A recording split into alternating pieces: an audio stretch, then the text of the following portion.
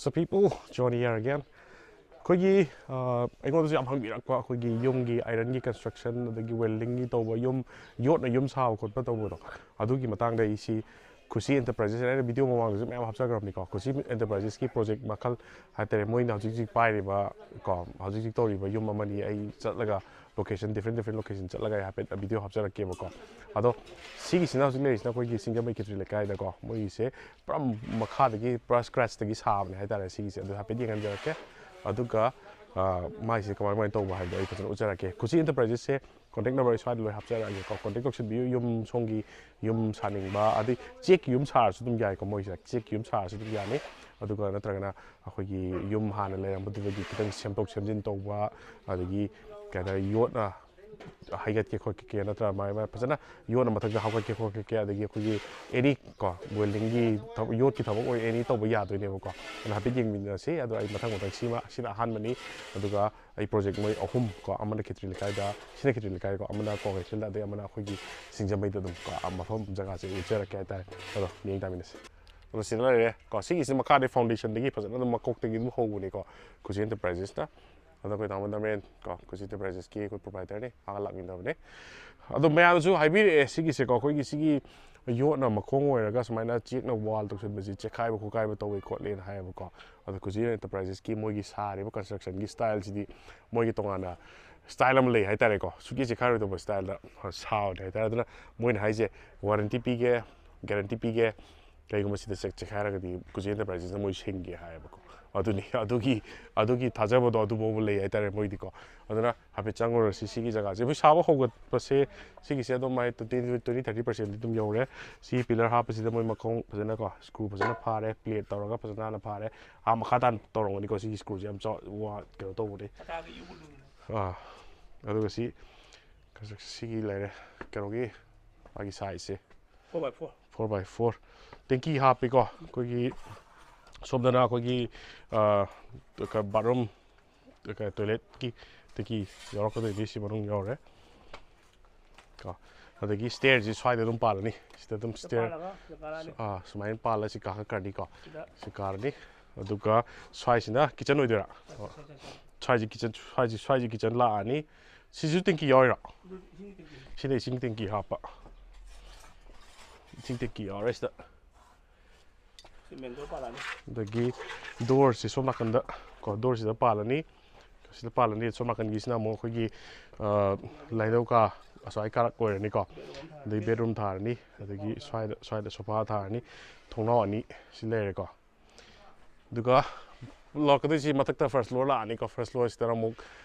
si room ma le jare adu matak ta floor ma ka la ki ni full floor na jiga ko paga terrace ki type ta la ka du ni haitar the sigi se ground plus 2 G plus 2 ne was harak this other see Khushi Enterprises ki se moisture the happy ba say you naga the para music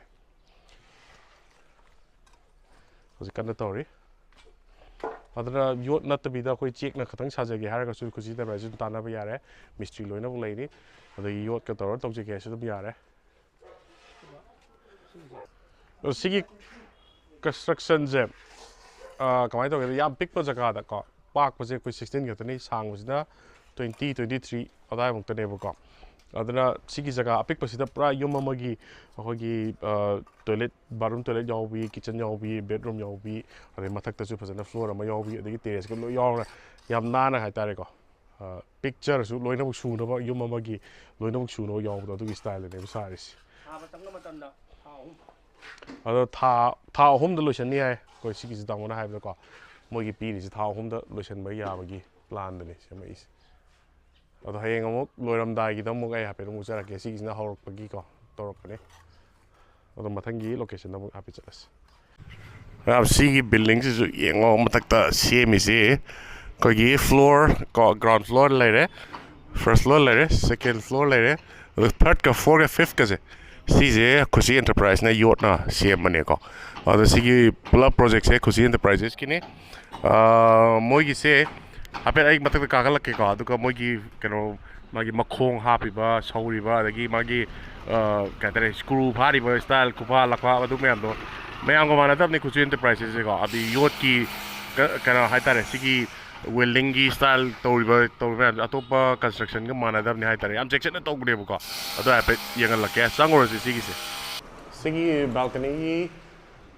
railing सेमदोइने सिगी guard partition अमा सेमबने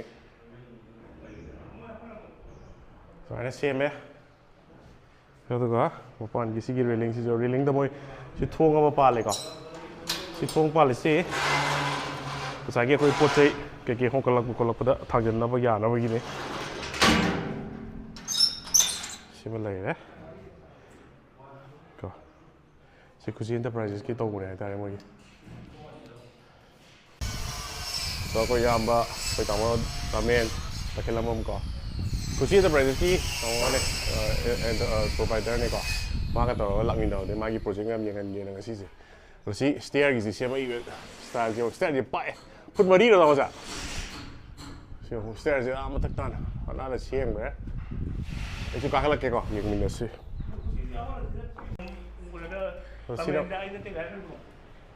Sina book ceiling half to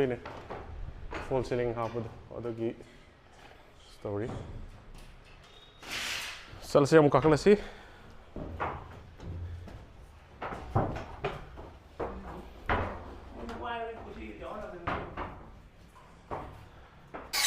si makong gi khone phara gi si bulu to ga mai chro nam hai ga si bulu to pha ga la ga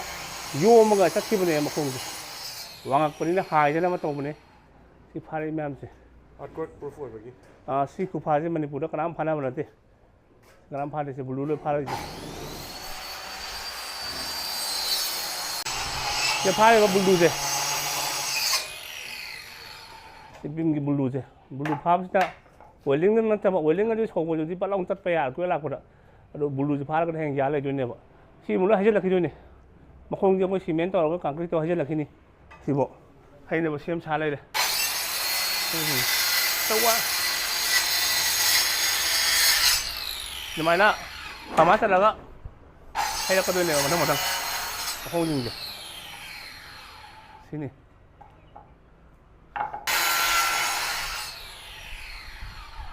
Rusi pillar में आज जैसे लोग इन्होंने वहाँ पे कोई सी earthquake proof हो ना बगी हाई तारे CM उसी तो सीधे तो क्या तो चला किन्हीं सीमेंट हाथ चला किन्हीं को लास्ट तो चला किन्हीं है तो मनो लिसी में इंडिया में तो किन्हीं लोग इन्होंने pillar को दिखी हापी को Khushi Enterprises की हाई तारे सीना earthquake proof हो रहा तो इन्हें है हाई वो खुद पता हो रहा है मुक्त है लिए रोई जाने और तो बुल्डूज़ लोग इन्होंने खाब ने वो माइक कोई ना उसी फोर्थ फ्लोर ने काकला इसे तो उसी की से कोई सी करना तो संगठनी को concrete लोग हाफ जन करनी पिलर से मनुंग तो लोग इन्हें यो ना के लोग इन्हें करना पी करने को सपोर्ट पी करना करना तो सलामी concrete हाइजन करने आया तार और जी नहीं जी fourth floor ने बको इसी बात का floor हमारे सुन नहीं रही उसी की stairs इधर मोई temporary सुन हाफ ने बको और सिलेंडर का हापी बकोगी पत्ती है तारे को बार अमा सोना करना फई ना हापी से सिगी से तुम सी हमें चाहिए है सिगी से तुम permanently तुम याव करने बा है तारे हर सिगी से ना हैंग हेरा एक्स्ट्रा वाला कन में है तारे और सिक्के तो उरोई को सिलेंडर कोई ना बोर्ड खा करने सोना करने जो बोर्ड खा करने तो मनुंग ले जगह तो बोर्ड है तो कहीं खंग हो जाता है तो का सिगी सोना करने सिले सोए फई ना हापी से सिलोई मनुंग तो ले गिरो वक्त नहीं बा और सिगी से ना हैंग वाई स्ट्रक्चर से कन बा हाई तारे को सिना क्या तारे हाई वो खुद पा देखिए न कितना सिर्फ खुद पता हो कहीं मुँह हाई होती है तो मागी सी पिलर की स्टाइल जो उसका हाई बगी स्टाइल जो जैसे कुछ एंटरप्राइजेस तुम तो करनी को मैं दिख रहा सेक्शन है तुम तो करने हाई तारे उससे का लेस सी हाई पिलर दा हापी बा स्टाइल जो को फ्लोर से पुन्ना मंगाने सी का हापी को सी का हापी को हाई का हापी सी लोग ना वो कोई मसा सी स्ट्रक्चर कन खला कनी है तार सिना टॉप फ्लोर ने काखल इसे आ मतोन त को सिगी मथक तदी एकदम जिंगा कुखरनी अदुग सिगी साइड फैरगा कोगी सिदा बीम कोगी हाई ला हाई तारे को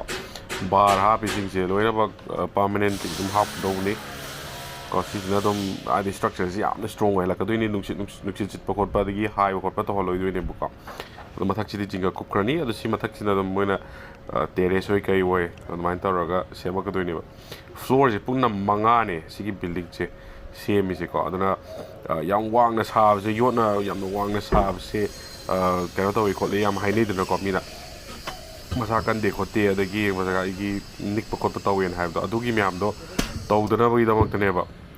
ꯑꯩꯈꯣꯏꯅ ꯁꯤꯗ ꯍꯥꯞꯄꯤꯕ ꯁꯞꯄꯣꯔꯠ ꯍꯥꯞꯄꯤꯕ ꯃꯌꯥꯝ ꯀꯩꯅꯣ ꯇꯧꯔꯤꯕ ꯃꯌꯥꯝꯁꯦꯀꯣ ꯑꯗꯨꯅ ꯈꯨꯁꯤ ꯑꯦꯟꯇꯔꯄ꯭ꯔꯥꯏꯁꯀꯤꯗꯤ ꯌꯥꯝꯅ ꯆꯦꯛꯁꯤꯟꯅ ꯀꯩ ꯍꯥꯏꯇꯥꯔꯦ ꯁꯦꯝꯃꯛꯄꯅꯤꯅ ꯌꯥꯝ ꯃꯑꯣꯡ ꯇꯥꯅ ꯁꯦꯝꯃꯛꯄꯅꯤ나 ꯑꯗꯨꯝ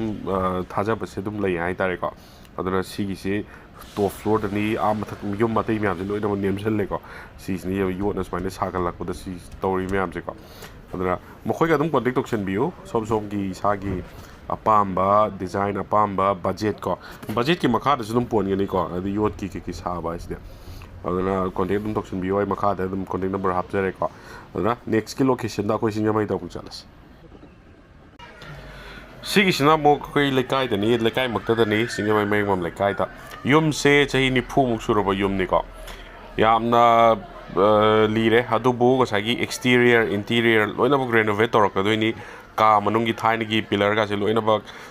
ꯁꯦꯝꯖꯤꯜꯂꯛꯀꯗꯣꯏꯅꯤ ꯍꯥꯏꯇꯥꯔꯦꯀꯣ ꯑꯗꯣ ꯍꯧꯖꯤꯛꯁꯤ ꯀꯟꯁꯇ꯭ꯔꯛꯁꯟꯁꯦ ꯑꯟꯗꯔ ꯀꯟꯁꯇ꯭ꯔꯛꯁꯟꯗꯗꯤ ꯂꯩꯔꯤꯁꯦ ꯏꯟꯇꯤꯔꯤꯌꯔ ꯃꯅꯨꯡꯗ ꯍꯥꯏꯐꯦꯠ ꯆꯪꯉꯒ ꯍꯥꯏꯐꯦꯠ ꯌꯦꯡꯃꯤꯟꯅꯁꯤꯀꯣ ꯃꯄꯥꯟꯒꯤꯁꯨ ꯁꯦꯝꯃꯛꯈꯤꯅꯤ ꯑꯗꯣ ꯁꯤꯒꯤꯁꯦ ꯍꯥꯏꯛ ꯆꯪꯉꯛꯄꯒꯤ ꯀꯥꯁꯤꯃ ꯂꯣꯏ ꯊꯨꯒꯥꯏꯈ꯭ꯔꯦꯀꯣ ꯊꯨꯒꯥꯏꯈ꯭ꯔꯀꯥꯟꯗ ꯃꯥꯒꯤ ꯋꯥꯜꯁꯦ ꯂꯣꯏ ꯈꯣꯛꯇꯣꯛꯈ꯭ꯔꯀꯥꯟꯗ ꯅꯧꯅ ꯑꯃꯨꯛ ꯑꯩꯈꯣꯏ ꯄ꯭ꯂꯥꯁꯇꯔꯤꯡ ꯀꯩꯀꯩ ꯇꯧꯔꯛꯈꯤꯅꯤ ꯊꯣꯡ ꯍꯥꯟꯅ ꯄꯥꯜꯂꯝꯗꯕ ꯊꯣꯡ ꯁꯦꯝꯃꯦ ꯑꯗꯨꯒ ꯊꯣꯡꯁꯦ ꯁꯦꯝꯃꯀꯥꯟꯗ ꯃꯅꯨꯡꯒꯤ ꯀꯩ ꯍꯥꯏꯇꯥꯔꯦ ꯑꯩꯈꯣꯏꯒꯤ ꯆꯪꯅꯕ ꯈꯣꯠꯅꯕ ꯗꯤꯖꯥꯏꯟ ꯂꯣꯏꯅꯃꯛ ꯁꯨꯃꯥꯏꯅ ꯇꯧꯔꯒ ꯁꯦꯝꯒꯠꯂꯛꯏꯅꯦ ꯍꯥꯏꯇꯥꯔꯦꯀꯣ ꯍꯥꯟꯅꯒꯤ ꯂꯩꯔꯝꯕ ꯋꯥꯜꯒꯁꯦ ꯂꯣꯏꯅꯃꯛ ꯈꯣꯛꯇꯣꯛꯈ꯭ꯔꯕꯅꯦꯕ ꯑꯗꯨꯒ ꯏꯟꯇꯤꯔꯤꯌꯔꯁꯦ ꯄꯨꯂꯞ ꯅꯧꯅ ꯑꯃꯨꯛ ꯁꯨꯃꯥꯏꯅ ꯁꯦꯝꯃꯛꯀꯗꯣꯏꯅꯤ ꯁꯤ ꯃꯊꯛꯀꯥꯁꯦ ꯁꯤ ꯂꯣꯏ ꯁꯦꯝꯒꯗꯧꯕ ꯋꯥꯠꯂꯤꯀꯣ ꯃꯥꯒꯤ ꯐ꯭ꯂꯣꯔꯤꯡꯁꯤꯃ ꯍꯥꯟꯅ ꯌꯥꯝꯅ ꯅꯦꯝꯃꯝꯃꯦ ꯌꯨꯝꯁꯤꯁꯨꯀꯣ ꯌꯨꯝꯁꯤ ꯌꯥꯝ ꯅꯦꯝꯃꯝꯃꯤ ꯏꯁꯤꯡ ꯀꯩꯀꯩ ꯊꯨꯝꯕ ꯈꯣꯠꯄ ꯇꯧꯔꯝꯃꯦꯀꯣ ꯑꯗꯨꯅ ꯐ꯭ꯂꯣꯔꯤꯡꯁꯦ ꯑꯦꯠꯂꯤꯁ ꯐꯨꯠ 2 ꯐꯨꯠ 3 ꯆꯥꯡꯗ ꯋꯥꯡꯈꯠꯂꯛꯏꯅꯤꯀꯣ ꯑꯗꯣ ꯋꯥꯜꯁꯦ ꯍꯥꯟꯅꯒꯤ ꯑꯔꯤꯕꯗ ꯂꯣꯏ ꯈꯣꯛꯇꯠꯈ꯭ꯔꯦ ꯄ꯭ꯂꯥꯁꯇꯔ ꯃꯌꯥꯝꯁꯦ ꯂꯣꯏ ꯈꯣꯛꯇꯠꯈ꯭ꯔꯦ ꯑꯗꯨꯒ ꯅꯧꯅ ꯑꯃꯨꯛ ꯂꯣꯏꯅꯃꯛ ꯁꯦꯝꯖꯤꯜꯂꯛꯀꯗꯣꯏꯅꯤ ꯁꯤꯅꯤ ꯄꯤꯂꯔꯒꯤꯀꯣ ꯄꯤꯂꯔꯁꯦ ꯍꯥꯟꯅ ꯐꯖꯅ ꯐꯤꯕꯝ ꯆꯥꯗ꯭ꯔꯕꯅꯤ ꯍꯥꯏꯇꯥꯔꯦ ꯑꯗꯨꯅ ꯐꯖꯅ ꯁꯦꯝꯖꯤꯜꯂꯒ ꯍꯥꯟꯅꯒꯤ ꯑꯔꯤꯕꯗꯒꯤ ꯑꯃꯨꯛ ꯅꯧꯅ ꯁꯦꯝꯖꯤꯜꯂꯒ ꯑꯩꯈꯣꯏ ꯄ꯭ꯂꯥꯁꯇꯔꯤꯡ ꯐꯖꯅ ꯇꯧꯔꯒ ꯑꯃꯨꯛ ꯔꯦꯅꯣꯚꯦꯠꯁꯦ ꯑꯃꯨꯛ ꯇꯧꯕꯅꯦ ꯍꯥꯏꯇꯥꯔꯦ ꯁꯣꯝꯒꯤ ꯋꯥꯜꯁꯤꯁꯨ ꯍꯥꯟꯅ ꯂꯣꯏ ꯀꯥꯏꯔꯕꯅꯤꯀꯣ ꯑꯗꯨꯅ ꯁꯤꯁꯨ ꯂꯣꯏꯅ ꯁꯦꯝꯖꯤꯜꯂꯛꯏꯅꯤ ꯁꯤꯒꯤꯗꯒꯤ ꯑꯃꯨꯛ ꯉꯁꯥꯏꯒꯤ ꯑꯩꯈꯣꯏꯒꯤ ꯀꯤꯆꯟ ꯑꯦꯔꯤꯌꯥꯁꯦ ꯑꯃꯨꯛꯀꯣ ꯀꯤꯆꯟ ꯑꯦꯔꯤꯌꯥꯁꯤꯁꯨ ꯂꯣꯏꯅꯃꯛ ꯁꯦꯝꯗꯣꯔꯛꯈꯤꯅꯤ ꯃꯥꯒꯤ ꯕꯥꯠꯔꯨꯝ ꯀꯩꯀꯩ ꯂꯣꯏꯅꯃꯛ ꯁꯦꯝꯗꯣꯔꯛꯈꯤꯅꯤ ꯑꯗꯨꯅ ꯃꯌꯥꯝꯁꯨ ꯇꯧꯕꯤꯅꯤꯡꯕ ꯁꯨꯃꯥꯏꯅ ꯔꯦꯅꯣꯚꯦꯠ ꯇꯧꯕꯤꯅꯤꯡꯕ ꯂꯩꯔꯒꯗꯤ ꯀꯣꯟꯇꯦꯛ ꯇꯧꯁꯤꯟꯕꯤꯌꯨꯀꯣ ꯊꯦꯡꯛ ꯌꯨ ꯁꯣ ꯃꯆ